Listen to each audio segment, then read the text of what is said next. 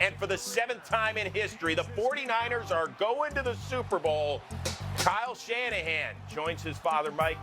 These guys who have a chance to win it all. And yet you told me at the beginning of this postseason when we were ranking all the teams come playoff time, you love the Niners. And it is amazing. They won today's game with their starting quarterback throwing 8 passes, Dion. That tells you the complexity of this team, the offensive awareness, and the physicality that they possess. This offensive line is so underrated. All year long, my goodness, they have been banging. They have been getting low driving. They can run block. They can pass block. They get out on the screens. They're a total offense, and I love everything about them. They have a plethora of running backs. All the receivers are very unselfish, and they got one of the best tight ends in the NFL, and all they needed was Garoppolo to hold his own weight, and he's done more than that. And today, he didn't even have to lift his weight. All he had to do was turn around and hand the darn ball off, and that was it. Defensively, you know what? At the end of the regular season, we question them. Now, granted, they were playing better competitions, you told us on last week's show. They also were injured. But these last 2 games that they've had against Minnesota, where they held them to a less than 150 yards, and then Green Bay, who was down 27-0 before you knew it, this defense is back to where it was when they were the #1 ranked defense like the first 10 weeks of the year, right? Yeah. What I like with the last 2 weeks, they played against really good running backs that can run the football. They played against quarterbacks that were more than capable, especially Aaron Rodgers this week. They played against a receiving core that was highly rated and anticipated in our game. And they dominated on all phases of the game. This defense right here, man, they're going to go down as one of the best in quite some time, especially in the history of the 49ers. This defense can flat out do it, and they got it done. And let's give a little credit to Kyle Shanahan. Let's remember, he was the offensive coordinator when the Falcons had that 28-3 lead over the Patriots in the Super Bowl a few years ago and got criticized because he did not run the ball.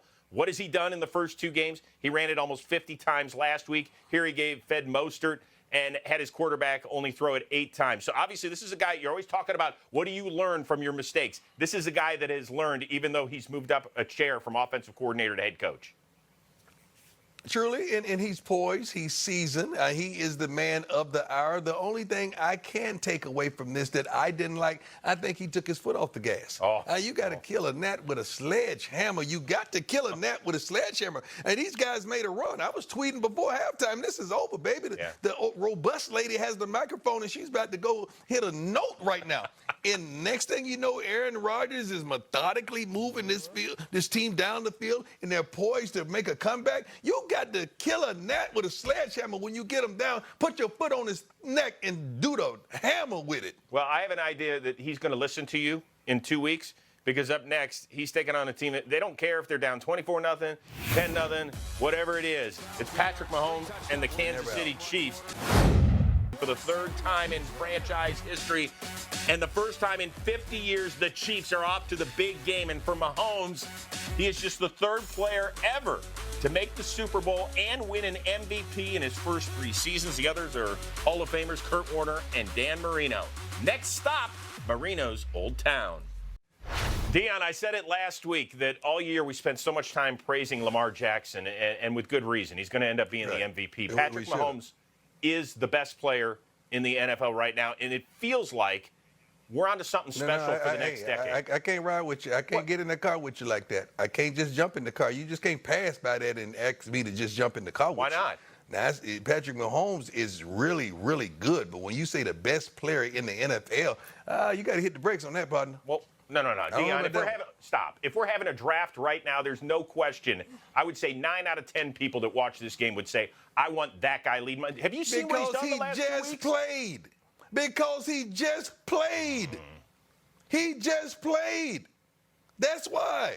Because he just darn played. Come on, he's special. You can't ask me that question after a guy just played. But if Lamar Jackson would have been playing and he would have put on the show that he normally puts on, you'd have been saying Lamar Jackson. If you draft right now, this kid can flat out play.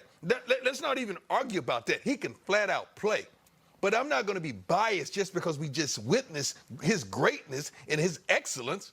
to say he's the best player in the NFL, I don't know about that. He just played. Except that the Lamar Jackson show got canceled early this year. This show is still rolling. Yeah, but it was a great one. It was a great one. It was a darn good one. It was a great one. Okay. We didn't ask Lamar Jackson to carry. This is his time. We're talking about Lamar. Lamar had the whole darn team on his back. He don't have the plethora of receivers that this guy features. He don't have. Got a great I don't even want to go there. All right. Let's give Kansas City Chiefs the credit that they deserve, and this kid played his butt off today. And you know what? While we giving credit, can we talk about Eric Bieniemy? Yes. The guy who's really dialing it up and calling the darn plays? And let's quit. Come on now. Let's give this guy some credit. Totally. Because when I look on the sideline, I see him with the play card calling the darn plays. And we're giving all that credit to someone else. I love me some Andy Reid. Don't get me wrong. Don't misconstrue what I'm saying. And I'm happy for him. But Eric Bieniemy is the one who's dialing this stuff up, man. Give him his credit so he could possibly get a head coaching job in the NFL that he deserves. If I was him, I'd forget the NFL and go to college and live happily ever after. Well, right now he's going to game plan for the San Francisco 49ers. We're driving there in South Beach, so first blush, it's Patrick Mahomes and this dynamic offense that's averaging 43 points throughout their first 2 playoff wins, taking on a San Francisco team that allowed just 169 passing yards during the regular season per game. Which side do you like more going into the battle first blush? I'm riding with the defense, man. Put me in the car with the defense, and that's the San Francisco 49ers. These guys could get after the passer 100%. Kansas City do not want to run the darn football, period. Let's just get that straight. I mean, Mahomes, wasn't he the leading rusher today for the Chiefs? He was all of that and a bag of chips for the Chiefs. You got to be able to pull that stunt on the San Francisco 49ers, and they're versatile enough in the secondary on the defensive side of the ball that they could handle the complexity of the offense that the Chiefs and Eric Bieniemy features. This is going to be a matchup, man. I can't wait to dissect this farther this week to give you my real expertise. But the first thought of this, boy, I cannot wait. I may actually go to the game. I may actually go. Because I like to watch it on TV. You will go to the game. I like to watch it on TV.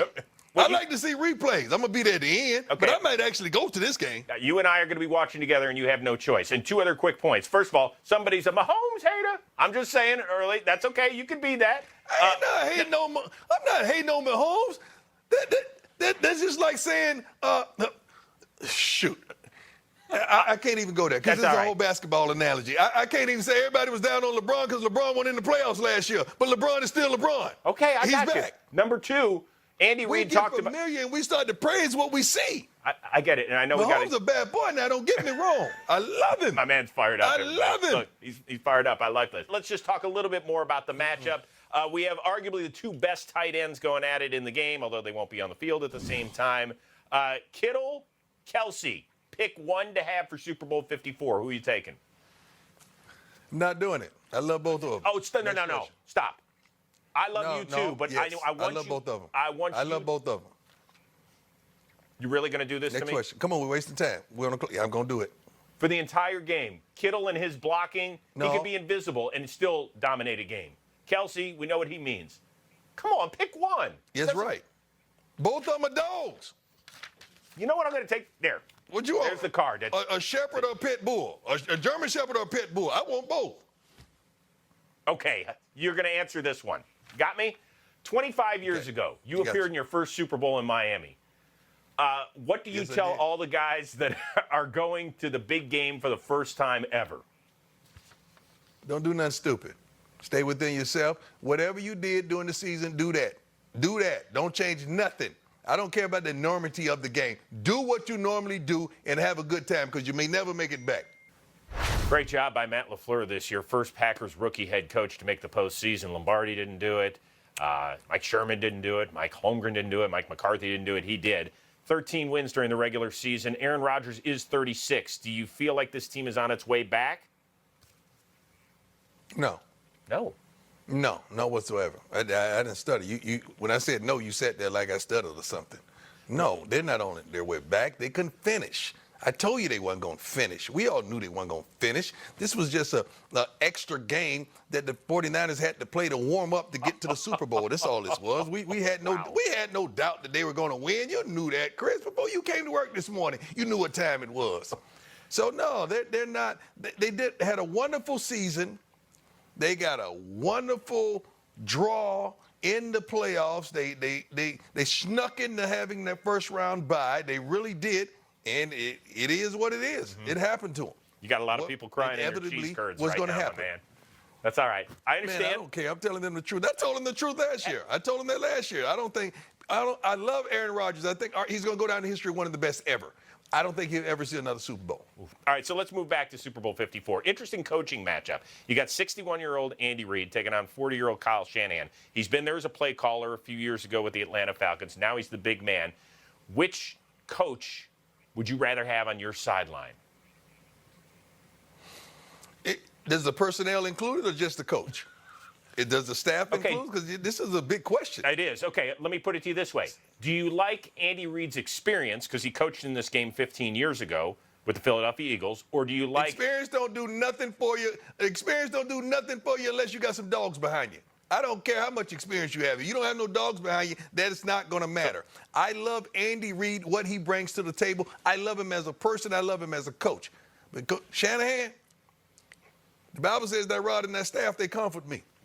He got some heck of a comfort in his staff, and especially on that defense. If both offenses fail, that defense is what it is for San Francisco. So I like what he brings to the table. The staff amongst him, his coaching staff, the players. I love what he brings to the table in its totality. I mean, it sounds like everything you said through the first 3 segments of this show, you're like, Kansas City, good luck. I'm riding with those guys from the Bay. That's what it sounds like to me. No, that's just how I'm feeling right now. I got on red sweats up under here. You see my knees? I got on red sweats. So I'm riding with both teams. I'm riding with both teams. There's the dinging right again. I love me some Kansas City. Who's dinging you? I'm really dying to know. Who's doing? Everybody's calling me because this is a good show, man. They're bringing heat. They're adding in. People want to add in. Like they're going to tell me what to say or something. No. Nobody's telling you what to say. Believe me, I've worked with you long enough to know that much. Both of these coaches are phenomenal. Yeah. They come with a wealth of experience and knowledge.